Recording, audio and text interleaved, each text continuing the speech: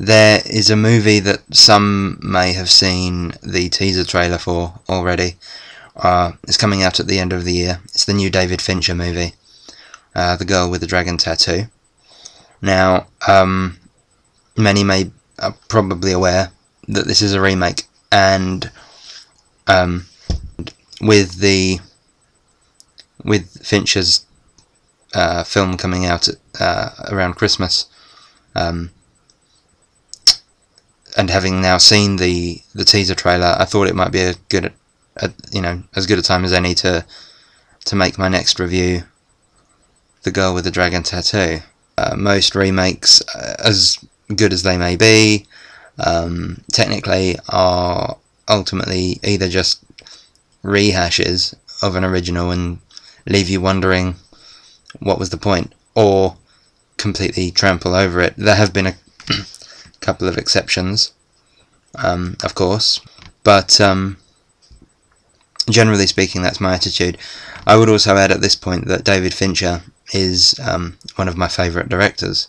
I was on a bit of a knife edge with when I heard the news that he was definitely doing this remake, because on the one hand, like I say, one of my favourite directors, so it's always exciting, but I'd seen the original, I'd read the books, and I was dubious to start with. It's safe to say now, having seen the teaser trailer, I never thought I'd be saying this, but I'm really excited about the remake. It took me a while to get around to seeing it, and I read it first. I intentionally read it first. Just sort of caught my attention. I got into the first book, and I read the whole trilogy. And so, the films were made. Now, I don't know how it happened. I don't know if the books became massive, because they just seem to... nobody has not heard of this story now. But I don't know if the book's success followed the film, or if it was vice versa. But the first film really impressed me.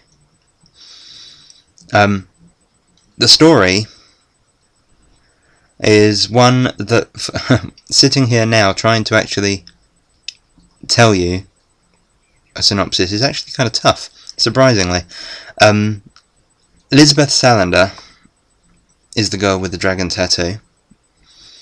She's a computer hacker. She's a researcher for a security company. She's the embodiment of the author Stieg Larsson's clearly his rebellious streak. Apparently he was very concerned with sexual politics in general, and really it's sort of a he was a feminist, and it really comes through in this very unlikely hero, Lisbeth, and she's, as the title suggests, tattooed, mega tattoo, played by Noomi Rapace. Now I say Rapace, I've heard it said by someone else, Rapace. If anyone knows, please let me know. And she's amazing. Really, really good. Anyway, she's this cyberpunk, goth, totally unconventional anti-hero. The synopsis is, Mikael Blomkvist is a journalist, freelance journalist, runs the Millennium magazine, which is the title of the trilogy, the Millennium Trilogy. And he is done for libel. He's framed. He has to do a little bit of a prison stretch, nothing that he can't, that he really cares about. And before having to do it, he is hired by an enigmatic old man who runs a very big industrial corporation. to investigate this 40-year-old disappearance of the man's niece. They're on an island. There's one way off the island, and he suspects that his niece was murdered by one of his family, all of whom, it's a rather fractious situation. Nobody likes anyone. You got Nazis in the family. Just generally a very, very horrible group of people. Through an odd twist of events, Lisbeth, this hacker, sort of picks him up as a bit of a hobby and starts seeing what he's doing with this investigation, and ultimately starts helping him online. It's not long before he's tracked her down, and they form a rather offbeat relationship. Basically, it's a whodunit with lots of people, a bit like Agatha Christie would have written. It is very fierce, very dark. There is sexual violence in it that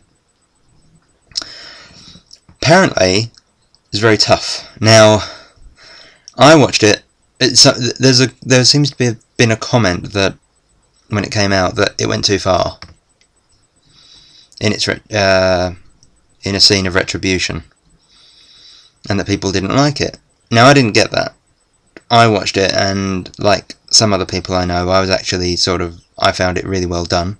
I don't think it went too far. If anything, it didn't really even go far enough. But not that that's a complaint. I'm just saying that compared to, say, the book, where the sexual violence elements actually take up pages, I thought the film was quite...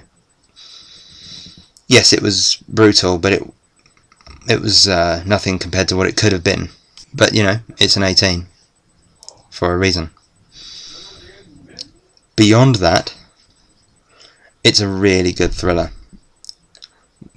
It captures the sense of trapped, paranoid, cold tone of the geography really well. It's led by Noomi Rapace, or Rapace, whatever it is, who plays it so well. She is Elizabeth. Nick Vist, who plays Blomqvist, and that just gets confusing, is also very, very good in the role. As far as comparison to the book, if you've read it already, there are some changes, and I have to admit, I will confess that there are a couple of changes that I didn't really understand them making. In fact, there's one scene in particular that's not in the film that I was fully expecting to be in the film. And when it wasn't, I was sort of like, why did you cut that out? Anyway, it's long enough as it is. Some would say overlong. It's, compared to the book, again, it focuses a lot less on Mikkel's backstory and all of the stuff that involves his relationships and things like that, and his side of it, if you like. I guess their thinking with that was, we just want to tell a more streamlined thriller story, which I understand, I suppose. It would have still been nice to have seen. It's excellent other than that. And the reason I'm doing this review, as I said at the beginning, is you've got the remake coming out, and I was very dubious. David Fincher is perfect for this film, and I keep saying this to people. There's been argument about, oh, why do we have to have another remake? Normally I would agree. But had this not been adapted from the book, it's the sort of thing I would have expected David Fincher to have done anyway. That's how David Fincher it is. And if you can look up Girl with the Dragon Tattoo teaser trailer, and you'll see what I mean. It looks like a Fincher film, and even just from the trailer I can see that he's really captured something about the book. I'm excited about this remake, which I wouldn't normally say. It is fair to say that it's going to be hard to replace the original cast, because, as I say, I think above everything else, the girl with the dragon tattoo, Noomi Rapace, or Rapace, I keep wanting to pronounce it all kinds of different ways because I don't know how it's pronounced really. I apologise. But she is Elizabeth. I mean, I can't stress that enough. It's such a good performance. So, but Rooney Mara, who's in The Social Network, Fincher's last film, is now the girl, and Daniel Craig is Mikkel. And the point that I've made to other people is, I actually really like those actors, and I love David Fincher, and as a standalone movie, I think this will be really, really good. I've got a feeling in my bones this is going to be one of Fincher's best films. Yeah, so very excited about a director that I love, remaking a movie that I love, and it's quite an interesting situation, because it's one of those things where, yes, the first film can be improved, and I think I'm going to love both versions for different reasons. I do wonder if Fincher will be contracted to do, and will accept to do, all three, or if this is just going to be a standalone David Fincher movie. Part of me kind of wants him to be able to do all three, but realistically I don't see it happening. We'll see. Catch the original before you see the remake, and, you know, obviously make up your own mind, but I wanted to do this review of... It's not so much a review, I guess it's more my rambling thoughts on The Girl with the Dragon Tattoo. The story is a sort of a very layered one, where I could talk about all the layers of it and forever, but you don't want to hear me ramble on about it. It's a really dark, really good thriller. If you can read it first, do. You know, if you're one of these people who's sort of heard about it or have seen other people reading it, and you're wondering whether it's up your street, then I would say most certainly. You know, it's one of those movies that if you think it sounds like your sort of thing, then it probably is your sort of thing, and I recommend checking it out. The Girl with the Dragon Tattoo, 9 out of 10. And when Fincher does it, who knows, maybe it'll be 10 out of 10. Because it looks like he may have tidied up some of the rough edges, and I already know of a couple of changes he's made, which he's sort of taken the approach of, I'm going to rewrite elements of it to make it work better.